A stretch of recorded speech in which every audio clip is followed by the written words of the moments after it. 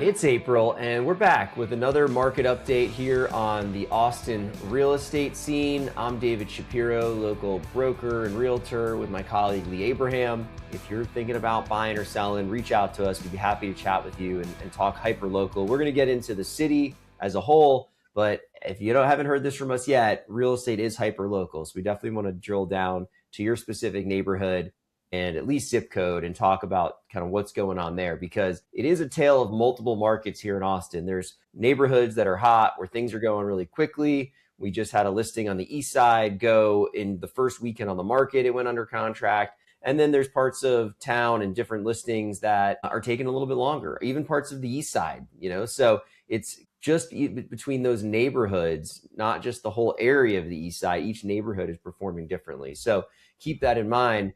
But let's go ahead and look at what we have going on citywide. Remember, you can always find us back here at the realestatevideohub.com.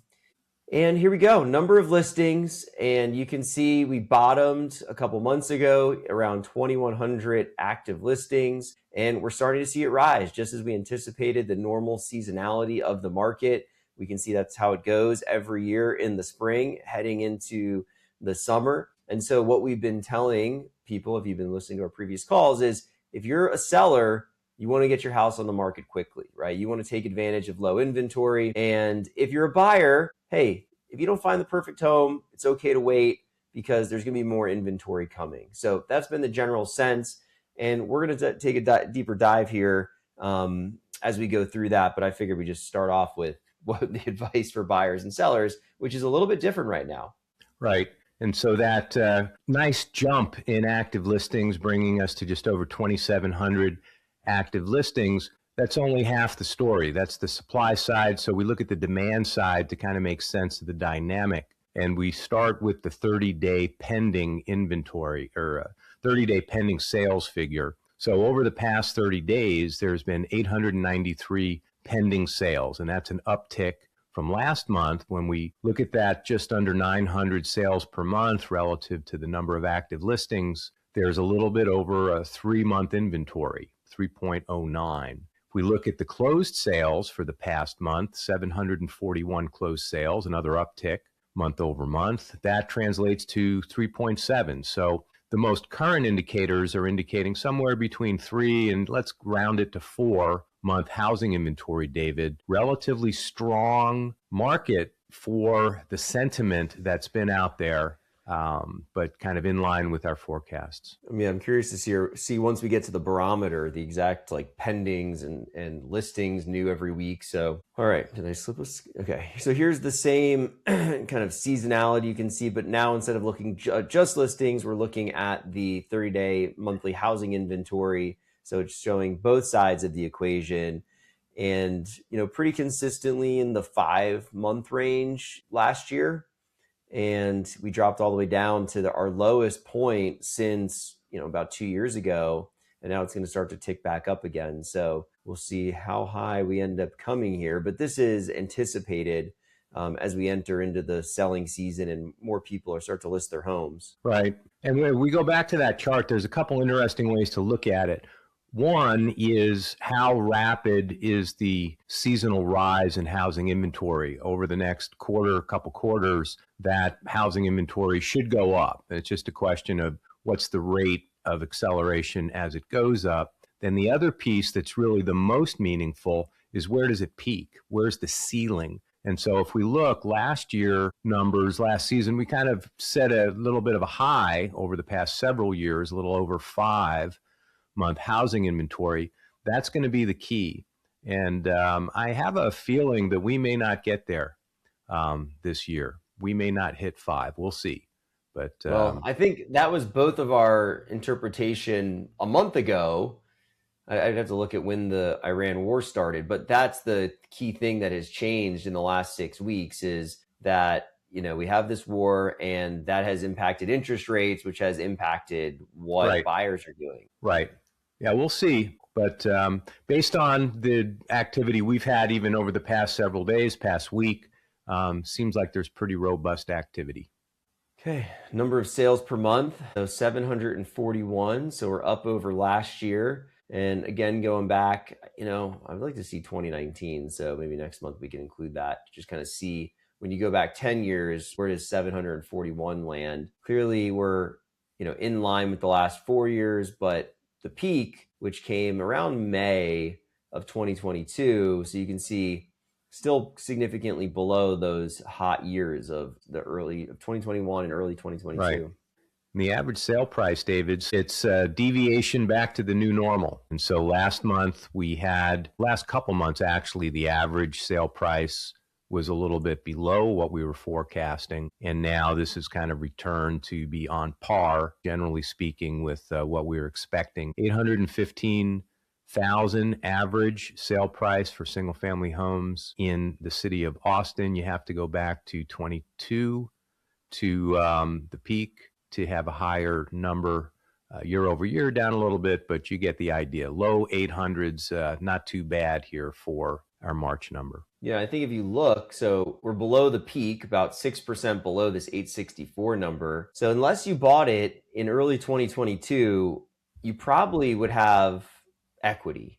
So there's a small number of people that don't have equity right now. We saw a decline, right, 2023 and 2024. And then starting to get back on trends. A lot can change. I'm very curious to see how things pan out the rest of this year and where we're sitting a year from now. Mm-hmm. But I would imagine that we're now back, if not at this number, we're pretty close, I would guess. And 6%, well, maybe we go up another 4 to 5% this year. So we're going to get pretty close to the high water mark. But, really the highest watermark is in May. So we'll see what comes of the next couple months here. Days to sell. So as we would anticipate, as we get out of the winter, that this starts to come down. That is pretty standard. And in fact, it dropped less than from last year, which was also 76, when, it dropped less. So I guess that's probably slight change, but indicative of what we've been seeing, which is it feels like a stronger spring than last year. Right. Number of new listings down year over year, which I thought was interesting, way up month over month. If this number lags over the next couple of months, you're going to see days on market, average sale price, list price ratio jump. And so this is an interesting stat. I know that, we've had some new listings hit the market. There's a few more in our pipeline that'll be hitting. It's really going to be very interesting to see. And as we work with buyers, David, not a lot of great quality listings out there to choose from.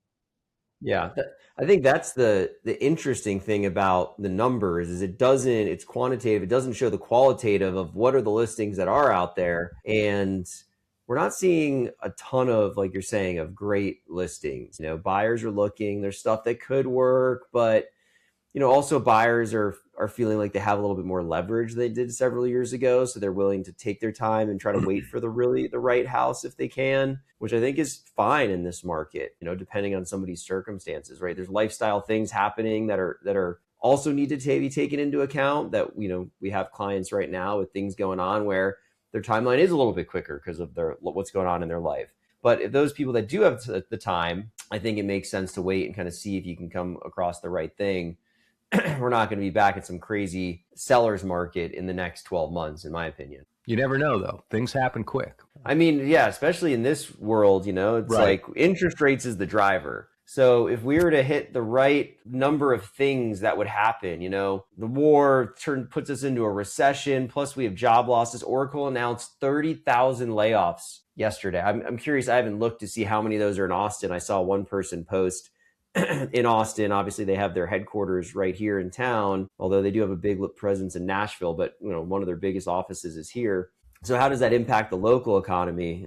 We will see, I guess. But if those layoffs start to mount across other tech companies, last month there was one announcement, which was Block. They had, I think it was 4,000. Now we have Oracle 30,000, plus oil and gas prices going up, and maybe we end up in a recession where they have to drop rates, and then all of a sudden the real estate market picks up. I mean, the thing about real estate, the fortunate or unfortunate thing is this is the main tool that the government has to stimulate the economy is rates, which is directly impacting real estate, which is why real estate has been in a recession, it feels like, for the past 4 years, where the number of transactions are down significantly, probably down about 40% last time I looked at it on a whole. If we were to go back to the number of sales per month, if you were to look at what's a healthy year, and if you go watch our trends video that I did, it was like we should be doing, I forget the exact numbers,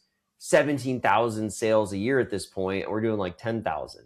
So it's just a lot less transactions than we should be doing. So anyways, it's there, a lot could happen, Lee, is the bottom line. There's so many geopolitical things and economic things going on right now. So yeah, who knows is the answer. All right, sales price to list price ratio. Well, we do know this, David. The sale price list price ratio doesn't lie. And so it's been a consistent indicator, ever so nuanced, but consistently on point, up a little bit year over year, a little bit month to month.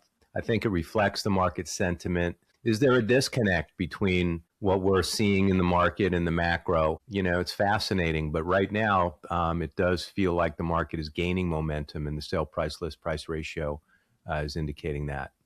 All right, the barometer. So Lee came up with this as a real time, or as real time as we can get, because a lot of these stats are lagging indicators. So what we're looking at here is the number of new listings week by week and the number of pending sales. And then we come up with a ratio. And so you can see the 100% line. And so inventory has been building. Of course, we got to now take into account withdrawals. So we'll add that to the equation here. And of course, end of month, there's always more withdrawn or expired listings. Yeah. I mean, my takeaway here is that I think for purposes of a healthy functioning market, that we would like to see the sale price list price ratio going up a little bit over the next 2 months. So I wouldn't be upset. The sale price ratio or the... Excuse me. Thank you. The supply-demand dynamic barometer number. So you want this above here, above zero? Yeah, I would like to see a net growth in the inventory to kind of front load the demand. You know, when the number of listings go up, there's going to be more buyers in the market. That's just how it works when there's pent up demand, as we have here. So I would like to see the barometer going up closer to 200 for the next report or two. And I think that would really bode well for the rest of the year to give us some hopefully quality inventory for buyers to consummate a transaction with. Yeah, this really helps visualize when you go back to those first couple slides where you see the seasonality and how it really dips in the winter, and like, okay, here it is, all the listings coming off the market. And now here they start to come back on. It's going to look something like last spring. So I really feel like this is a good visualization that you've come up with here. And then here it is a little bit differently. And so you can see how generally pending sales starting to pick up more than even in previous years. Correct. So this is going back to like 3 years ago levels.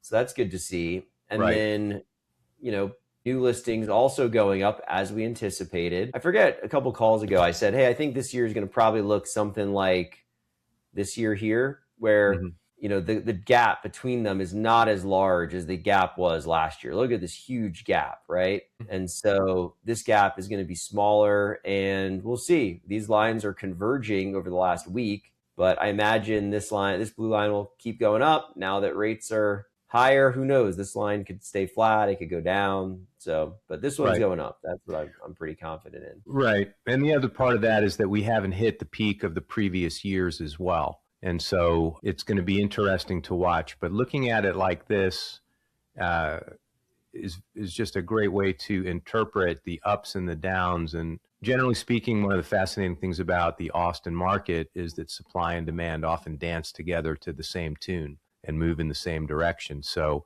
the fact that pendings are up and listings are marginally down just kind of strengthens the position that 4-month housing inventory or 3-month housing inventory is a fairly active market in terms of what's out there and who's willing to buy.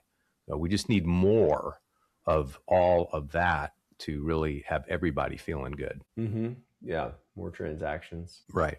All right. Well, this was looking so good. I don't know if it was last month or the month before, but this was right at that 5.98. Right, And wow, we're up a half point from about a month ago. right. Let's see. It gives the doesn't give you the 1 month change, but I know that it was almost there at that 5.98, and now we're back up to 6.5 almost. Big change. And it just depends on what somebody's buying. We have an investor right now buying a cool property that they're going to short-term rental, and they're at like 6.75. And, so this is for primary residence, 30-year fix. So there's all sorts of things out there. Lenders want to lend. So they're doing their best to try to make deals and keep this market moving. And so if you're on the sidelines because you're waiting for rates to come down, my suggestion is you talk to a lender and we can introduce you to some, and you start to just get a sense for where things are. And so that way you're ready, because rates could change pretty quickly, and maybe they're where you want them to be and you're not even really, you haven't looked closely enough. So I think it's worth the exercise if you're thinking you might want to buy this year, is start talking to lenders and get a sense. All right. Is that all we got? So you can always find us back here at Real Estate Video Hub. I talked in the beginning, my thoughts if you're a buyer or seller. So that hasn't changed. Lee, any final thoughts? No, it just kind of on pace with what we've been forecasting. But I think I'm going to speak to the sellers. If you're a seller, potential seller, you're thinking of selling, not sure if you can get the price that would make it worthwhile for you, I encourage you to get in touch with us, because there are some pockets where very limited supply of quality listings put you in a strong position to get top dollar for your home. And I'd like to help those sellers do that, David. So I think that's the message from me for this month. Yeah. And also, you as the seller can help impact this. I'd point to our listing on the east side that we just sold. The seller was fantastic in terms of making sure that that home was prepped properly and ready for showings. And, he did a really great job. And so if you have the ability to spend a little bit more time making sure that your home is ready to go, you can impact the price. Now, some people, they don't want to do that. And, there's some resources we can help provide, whether it's, contractors or handymen, to try to help do that for you. And not that this seller did the work himself, he was organizing those people, but there's things you can do, and we can talk about that and really look at your specific situation. So we'd be happy to chat with you. Go ahead and reach out. Our info's below. Email, text, whatever works best for you. So thanks for joining us. Subscribe so you can get updated with these in the future. We do have a monthly newsletter. If you're interested, just comment below newsletter, and we'll make sure to get you that info so you can get added. We'll get you a link to sign up. And we look forward to talking to you next month. Thanks, everybody.